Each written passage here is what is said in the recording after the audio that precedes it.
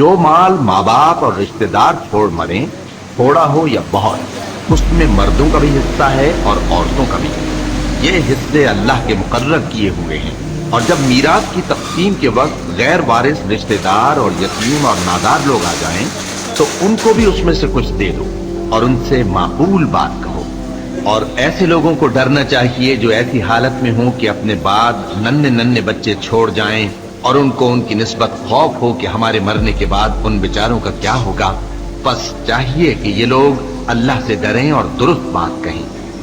جو لوگ یتیموں کا مال ناجائز طور پر کھاتے ہیں وہ اپنے پیٹ میں آگ بھرتے ہیں اور ضرور دوزخ میں ڈالے جائیں گے۔ اللہ تمہاری اولاد کے بارے میں تم کو ارشاد فرماتا ہے کہ ایک لڑکے کا حصہ 2 لڑکیوں کے حصے کے برابر ہے،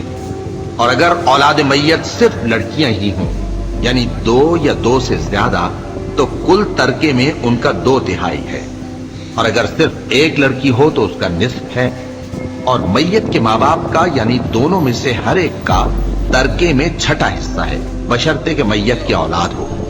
اور اگر اولاد نہ ہو اور صرف ماں باپ ہی اس کے وارث ہوں تو 1/3 ماں کا حصہ ہے، اور اگر میت کے بھائی بھی ہوں تو ماں کا 6واں حصہ ہوگا۔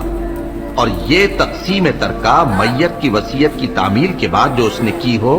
یا قرض کے ادا ہونے کے بعد جو اس کے ذمے ہو عمل میں آئے گی۔ تم کو معلوم نہیں کہ تمہارے باپ دادوں اور بیٹوں اور پوتوں میں سے فائدے کے لحاظ سے کون تم سے زیادہ قریب ہے۔ یہ حصے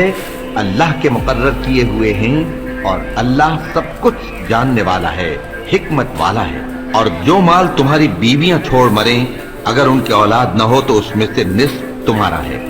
پھر اگر ان کی اولاد ہو تو ترکے میں تمہارا حصہ 1/4 ہے،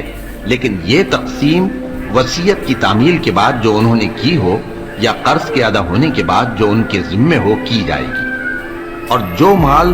تم مرد چھوڑ مرو اگر تمہارے اولاد نہ ہو تو تمہاری بیویوں کا اس میں 1/4 حصہ ہے،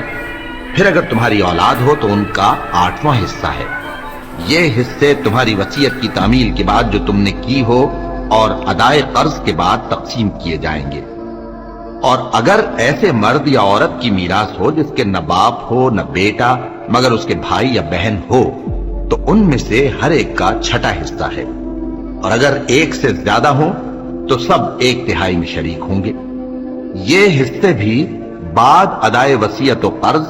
بشرطے کہ ان سے میت نے کسی کا نقصان نہ کیا ہو تقسیم کیے جائیں گے۔ یہ اللہ کا فرمان ہے، اور اللہ نہایت علم والا ہے، بردبار ہے۔ یہ تمام احکام اللہ کی حدیں ہیں، اور جو شخص اللہ اور اس کے پیغمبر کی فرما برداری کرے گا اللہ اس کو بہشتوں میں داخل کرے گا جن میں نہریں بہہ رہی ہیں، وہ ان میں ہمیشہ رہیں گے، اور یہ بڑی کامیابی ہے۔ اور جو اللہ اور اس کے رسول کی نافرمانی کرے گا اور اس کی حدوں سے نکل جائے گا اس کو اللہ دوزخ میں ڈالے گا جہاں وہ ہمیشہ رہے گا، اور اس کو ذلت کا عذاب ہوگا۔